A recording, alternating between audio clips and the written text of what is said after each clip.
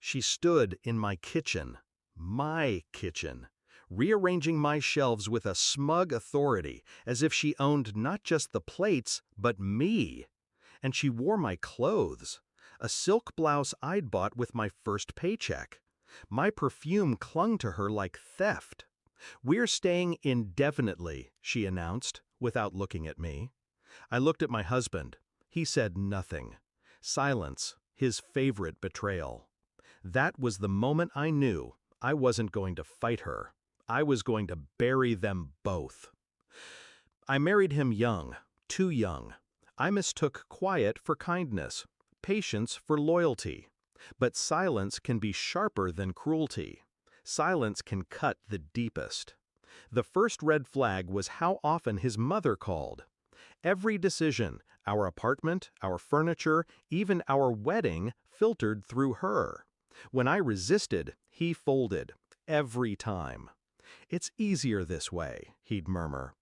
I thought marriage was about building a life together. He thought it was about handing me over.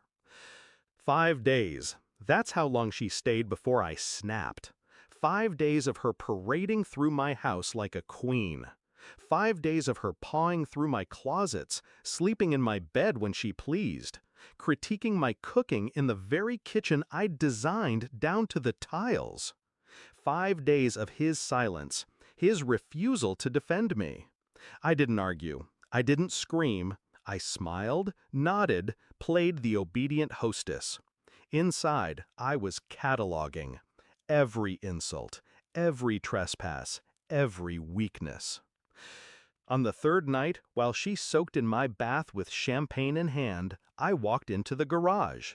His car, paid off with my money.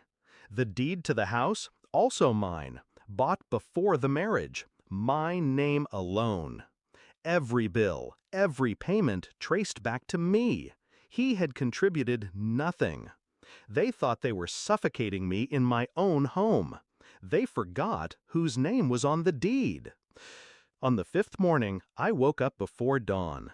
I stood in the kitchen she had rearranged, looking at the new placements. Glasses where the plates should be, spices hidden behind canned goods. A mess of someone else's order imposed on mine. And I laughed. That laugh was freedom, because in that moment I stopped being their victim. I became their executioner. It was simple. First, I packed a single bag, essentials only, passport, documents, cash I had saved over years of being underestimated. Second, I called my lawyer, quietly, efficiently.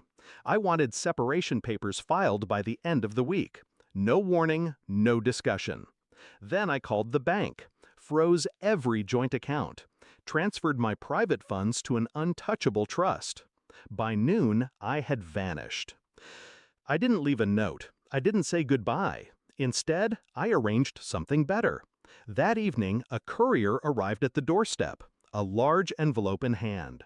Inside, eviction papers, legal notice, proof of ownership. My husband and his mother stood there stunned. As the courier explained, they had 72 hours to vacate. The neighbors saw it. They always do. And gossip travels faster than any official notice. By midnight, half the street knew. The king and queen of my household had been dethroned. He called, of course. At first, the voice of a child caught misbehaving. "Why didn't you tell me? We could have worked this out." Then, the rage of a man stripped bare. "You can't do this to me. This is my home." I let him scream, let him spit words he could never retract. And then, when he paused for breath, I said the only truth that mattered. It was never your home. Not once. And I hung up. They scrambled. His mother posted online about being betrayed by a selfish daughter-in-law. But screenshots of her wearing my clothes, lounging in my house, spread just as quickly.